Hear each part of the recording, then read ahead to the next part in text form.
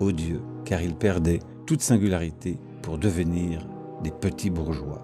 Même les voyous, ils ne savaient plus parler, n'inventant plus leur propre culture populaire, mais se rattachant à tous les stéréotypes consuméristes. Société qui transformait les jeunes en misérables érotomanes névrotiques dans cette liberté sexuelle reçue et non conquise. Il écrit « Ainsi, le dernier lieu où habitait la réalité, c'est-à-dire le corps populaire, a lui aussi disparu. » Il est clair que le cinéaste et écrivain italien en veut à la société permissive et à cette sexualité faussement libérée. Ces déclarations sont alors sans aucune ambiguïté.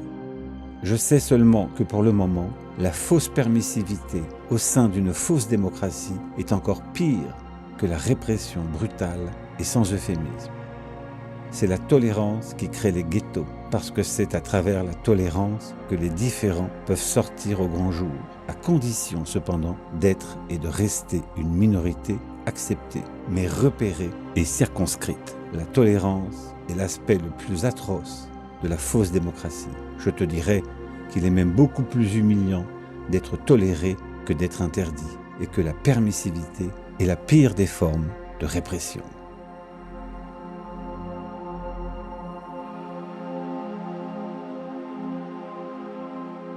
Au lieu de maintenir les grains de raisin soudés les uns aux autres dans une grappe pour former une société homogène et diverse, le libéralisme culturel et économique se doit de les séparer, de les atomiser, de les opposer entre eux, puis de les fragmenter encore et encore jusqu'à les faire imploser.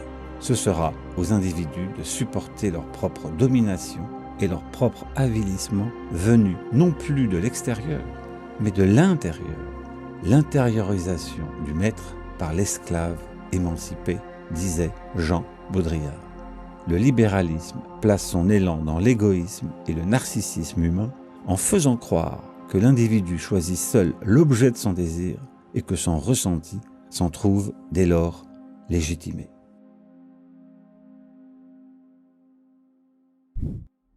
Ceci explique pourquoi Pasolini s'en prend aux laïcs et aux progressistes, qui, forts d'une raison surdéterminée jusqu'à l'abrutissement de leurs principes, ne tolèrent plus qu'eux-mêmes et utilisent les mêmes méthodes religieuses qui avaient cours lors de l'Inquisition, recouvertes maintenant d'une panoplie éclairée, sucrée, faisant avancer cette idéologie bourgeoise et centralisatrice pour une petite caste. L'anathème n'a pas changé de métaphysique et reste persécuteur. Pier Paolo Pasolini n'a jamais été dupe, et ce, dès 1973. Il écrit « Or, la masse des intellectuels qui vous a emprunté à travers une marxisation pragmatique d'extrémistes la lutte pour les droits civiques, en l'exprimant ainsi dans son code progressiste ou conformiste de gauche, ne fait rien d'autre que le jeu du pouvoir. Plus un intellectuel progressiste est fanatiquement convaincu de la justesse de sa contribution à la réalisation des droits civiques, plus en substance, il accepte la fonction social-démocrate que le pouvoir lui impose, en supprimant toute altérité réelle par la réalisation falsifiée et totalisante des droits civiques. Ce pouvoir s'apprête donc, de fait, à recruter les intellectuels progressistes, comme c'est clair.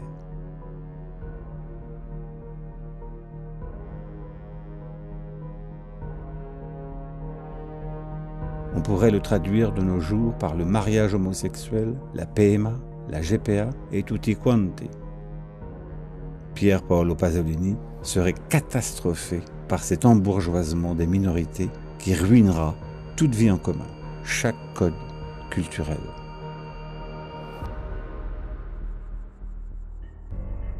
De fait, il dénonce l'installation d'une idéologie de vaste envergure, l'idéologie qui a récupéré les damnés de la terre, agrégeant toutes les composantes sociales au logiciel, tous les opprimés et les dominés, toutes ces personnes en souffrance, les petits prolétaires de rechange, comprenant exclus, jeunes de banlieue, sans papiers et sans logis, étudiants et lycéens.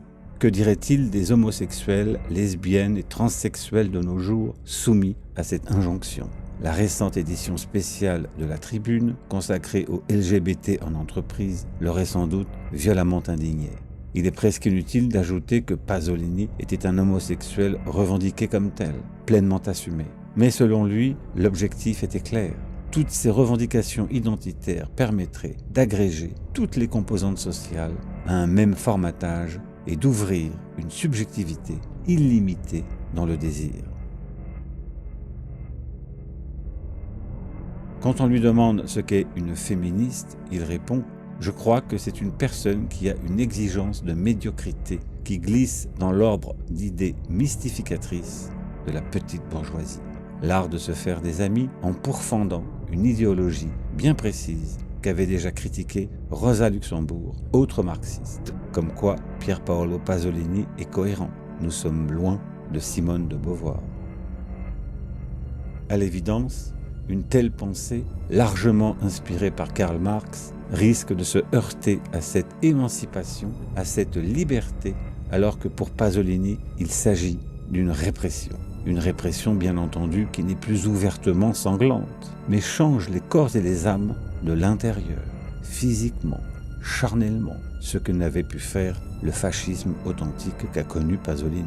Il écrit entre autres « Je dis malheureusement parce qu'avec tous ses défauts, c'est un monde que j'aimais, un monde répressif et plus juste, meilleur qu'un monde tolérant, parce que dans la répression se vivent les grandes tragédies, naissent la sainteté et l'héroïsme.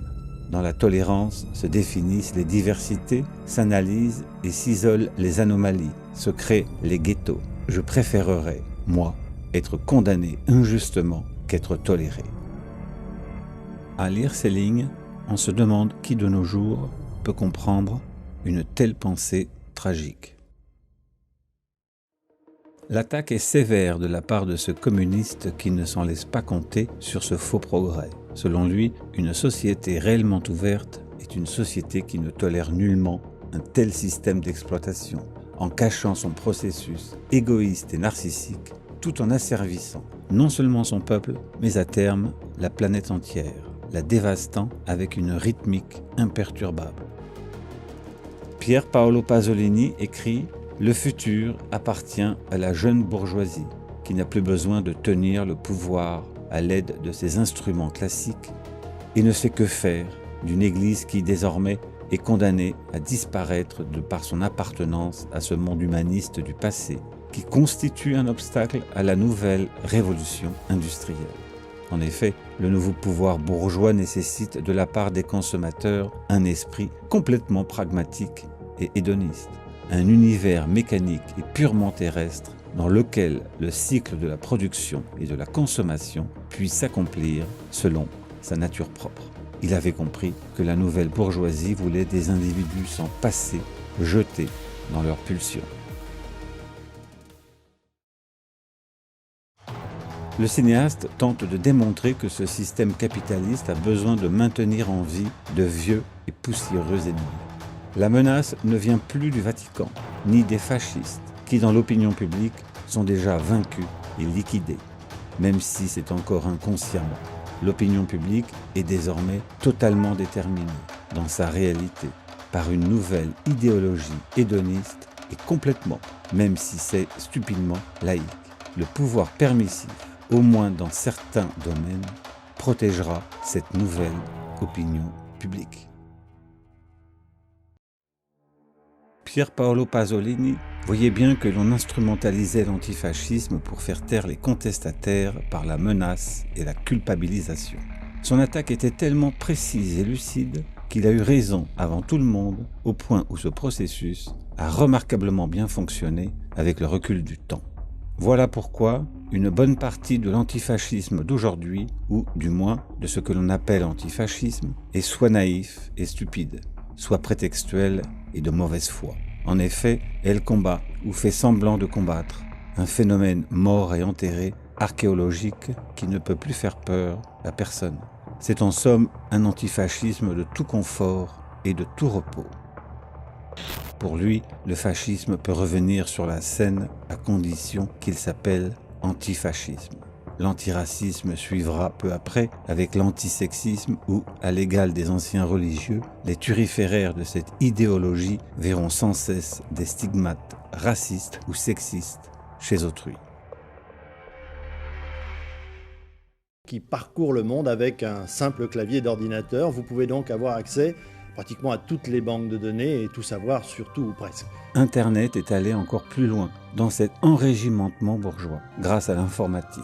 Le cinéaste serait effaré du succès de ce processus, anéanti de voir des empires colossaux, les GAFAM, régner sans partage et ce, avec la collaboration active des citoyens, formatant tout sur leur passage, modélisant attitudes et comportements avec une simplicité enfantine.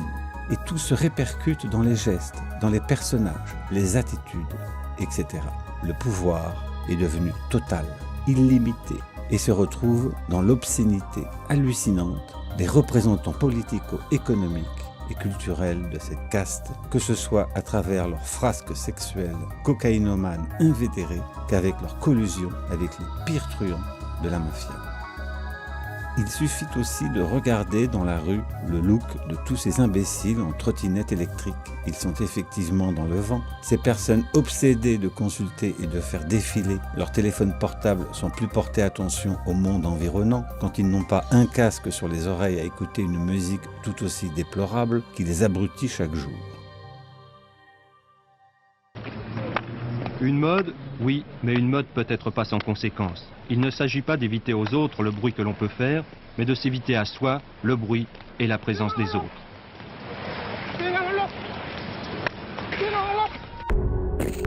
Sans parler de cette monomanie pathologique de se prendre en photo, le selfie, et d'étaler leur nombril à la face du monde. Ils se comportent dans leur bulle ou leur citadelle, insouciants de tout et d'eux-mêmes, campés dans leur mirador de droit qu'ils réclament comme des enfants gâtés et déjà gâteux. Ils sont totalement coupés du monde réel, aspirés par la virtualité qui ne leur procure plus aucune sensation concrète, plus aucun rapport tangible avec leurs semblables, sauf ceux qui peuvent leur ressembler comme des clones. Ils n'existent que par leur gloutonnerie ou leur voracité, dans tout, manger, baiser, dormir, abrutis par la propagande médiatique tout en arborant un visage souriant et niais et affichant des slogans d'ouverture ou de façade, tant que cela peut leur rapporter en bonne image. Plus fort encore est le rapport amoureux qui devient un geste de robot, balayant à droite ou à gauche et jouant le destin des autres comme des cartes à jouer, des objets moulés sur une apparence ouvertement sexualisée et obscène, dénuée du moindre charme et du moindre mystère. Là aussi, l'empilement ou la boulimie sont devenus les règles cachant une anorexie existentielle tellement égoïste que le rapport à l'autre n'est vu que d'une façon pragmatique, utilitaire et fragmentée. Jamais une société n'avait pu organiser des comportements pour les rendre conformes à une adhésion si mécaniquement sentimentale et sexuelle. Et quand tout se banalise et s'indexe par imitation aux autres, les gestes et l'âme suivent en conséquence. Et le plus redoutable est que Pier Paolo Pasolini a subi les pires colibets, passant pour rétrograde et réactionnaire, lui, le communiste, tout simplement parce qu'il n'allait pas dans le sens de ce progressisme libéral ou capitaliste, ruse de la ruse. C'est dire, comme l'avait vu Karl Marx, que le capitalisme n'a jamais été réactionnaire, mais progressiste, dans le sens où il abat sans cesse son antériorité dans sa fuite perpétuelle dans l'illimité. Pier Paolo Pasolini le voyait, l'analysait avec une constance sidérante, au point où il craignait pour sa propre vie. Nous sommes tous en danger, disait-il. À quoi correspond cette fécondité extraordinaire que vous avez, c'est-à-dire de travailler beaucoup et dans des domaines très différents, de faire à la fois des romans, des films, des essais, des poèmes, des conférences? J'ai encore des idées. S'il s'agit de l'envie de vincere, comme on dit, de vaincre ou de mourir.